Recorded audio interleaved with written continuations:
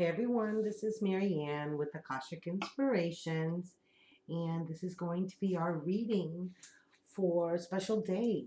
Today is August 8th, 2013, so we're looking at 8-8. And 8, of course, symbol of infinity, um, never ending cycles, um, returning upon itself, where it crosses in the middle, the figure 8. And it reminds me of something I heard about when they talk about dimensions and going into different dimensions.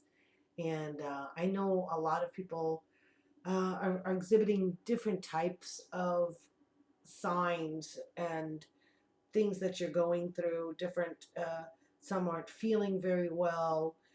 Some are experiencing like chaos and confusion in their lives. Some are, really feeling like aches and pains and feeling like you're 100 years old. And many of these things are very symptomatic of what is our ascension process. It's basically your body adapting to this new rhythm, and it kind of goes through these phases of adjustment periods. And so I think a lot of us are definitely going through that, because we are uh, absolutely going into multidimensionality and absolutely working in higher vibrations, higher frequencies, star seed frequencies, all kinds of things. Well, I'm sorry, I didn't mean to go rambling on, but it just came to me that there's several of you that need to hear this, and sometimes we say things because we need to hear it too, just spoken out loud. Well, so today we're going to be at 12 p.m. Eastern Standard Time. We are going to be doing a Google Live hangout with, of course, my dear, dear friend, Glammy Witch, and we're going to be talking about intentions. And Glammy's come up with the idea. she comes up with the ideas and then she throws them at me, like, okay, we need to come up with modules for teaching this. So we're going to be doing that. We kind of sometimes play things off the cuff. So, but definitely we're going to give you a taste of what we're going to be dealing with and what we're going to be talking about as far as helping you along the way of understanding that you are source energy, that you are part of the universal field, and that we do have abilities to think our realities into being. So I'm going back again to today, my Glastonbury Tarot, and yesterday's reading was really quite powerful, and all that beautiful energies of the sun. So let us see what today will bring for us.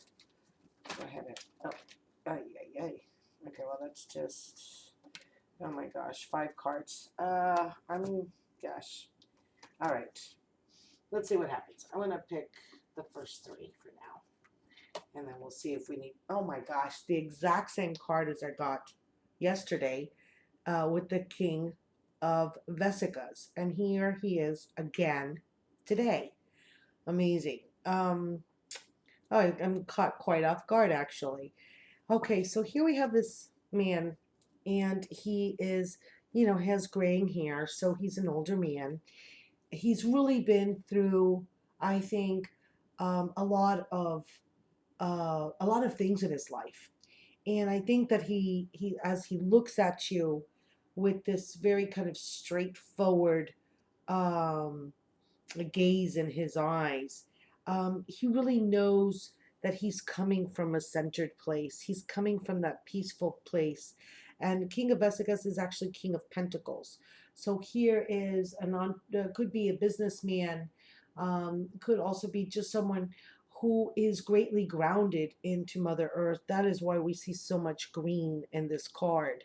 That he has reached this peace in his spirituality by the purple of his robes and the green of the background and of his um, outfit here with his opal at his neck is that deep inner core is of great beauty, and it just shines out of his eyes to you. I think I'll just put that there. Wow. The second card we get is the Knight of Chalices. Now, this is interesting because he seems to be going through some type of a baptism. He's got a chalice or a bowl in his hand, and out of it is coming a serpent. Can you see that? He's got the serpent coming out. And since he's all white, it's like this purity of like he's been um, um, cleansed and purified and has gone through trials and as he's in the water, which is all of his emotions, he's very at peace and centered in his emotions. And usually nights are about movement, and but in this card you just see him standing again, the same gaze. Look at that. Very interesting how we have the same gaze in their eyes, and it's that very straightforward, peaceful looking. Let me put this back here because I didn't realize I got the candle there. Very peaceful looking countenance. And I'm going to just read a little bit about what it says about the Knight of Cups for you. Very interesting. Knight of Cups. It says that we're now learning to recognize and act on our desires. How perfect. And that this card indicates the beginning of perhaps a romantic encounter. And it could be, there may not be, this desire for a commitment yet, but it's just, you're just getting to know each other. So enjoy that part of the knowing of each other if you are getting into a relationship or have met someone. And it also talks about a deeper communication and a deeper experience of knowing yourself and knowing what your desires are and to have them clearly defined, which is really amazing when it comes to setting your intentions. You really have to be clear and focused about what it is that you want. And I think we're going to have to read the other two cards too, because this is an interesting card, the Nine of Swords, mourning.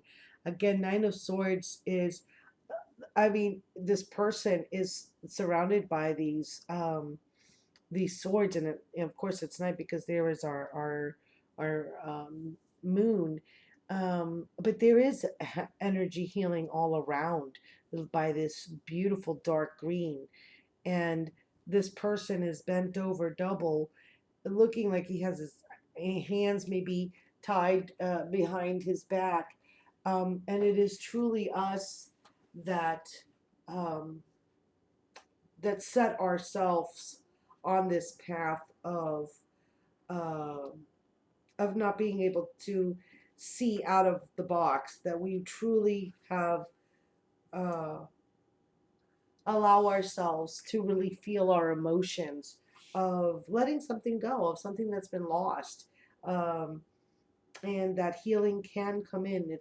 It's about maybe not keeping your emotions to yourself, like letting it go, surrender and releasing, and expressing your feelings. Um, that we don't travel, through this life without having some pain and some, because that's what is creating the contrast for us to truly know what we want to focus on. And it says here, the process brings about transformation through the expansion of awareness. Mourning for what you have lost pierces your heart and opens you up to new and deeper dimensions of feeling. So, very interesting twist.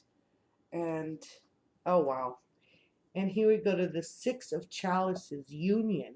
And to me, I mean, obviously, God, wow, this is like totally twin flame.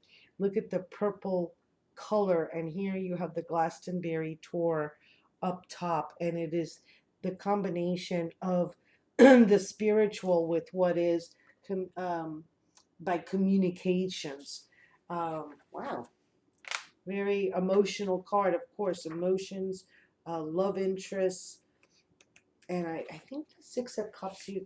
These cards have, sometimes a little bit different meaning. So I'd like to go to see where it talks about it.